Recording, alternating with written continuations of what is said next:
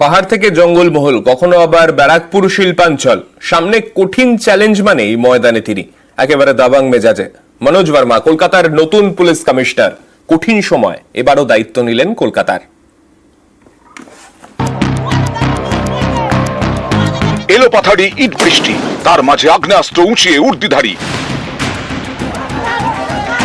কখনো আবার লাঠি হাতে সামাল দেন উন্মত্ত বিক্ষোভকারীদের।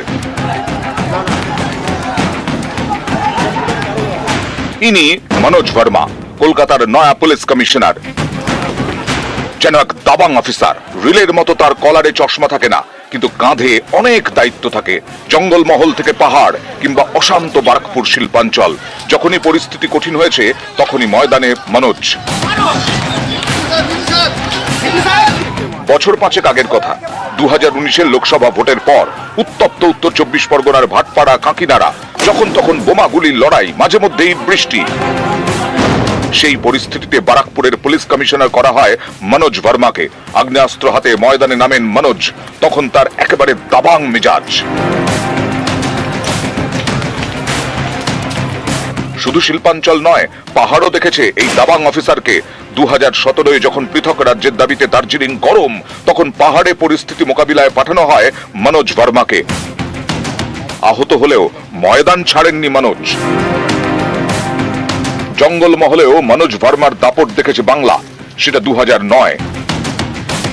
তখন তিনি অবিভক্ত পশ্চিম মেদিনীপুরের পুলিশ সুপার। জঙ্গলমহলে তখন মাওবাদীদের দৌরাত্ম, সেই কঠিন পরিস্থিতি মোকাবিলায় বড় ভূমিকা নিয়েছিলেন মনোজ ভার্মা। যখনই সামনে কঠিন চ্যালেঞ্জ, তখনই ময়দানে মনোজ। উত্তর থেকে দক্ষিণ রাজ্য জুড়ে তার নানা কীর্তি। এবার তিনি কলকাতার পুলিশ কমিশনার। এর আগে কলকাতা পুলিশের ডিসিডিডি স্পেশাল পদে ছিলেন। ডিসি ট্রাফিকের দায়িত্বও সামলেছেন। মঙ্গলবার বিকেলে কমিশনারের দায়িত্ব নিয়েছেন, এমন সময়ে যখন মহিলা চিকিৎসকের ধর্ষণ খুন ঘিরে তোলপাড়। রাত দখল থেকে রাস্তা দখল, নানা জায়গায় বিক্ষোভ হচ্ছে। একদিন মাঝরাতে আরজি করে তাণ্ডব চালায় একদল বহিরাগত। পুলিশের ভূমিকা নিয়েও প্রশ্ন ওঠে। এই পরিস্থিতিতে হট চেয়ারে দাবাং মনোজ। নিউজ 18 বাংলা।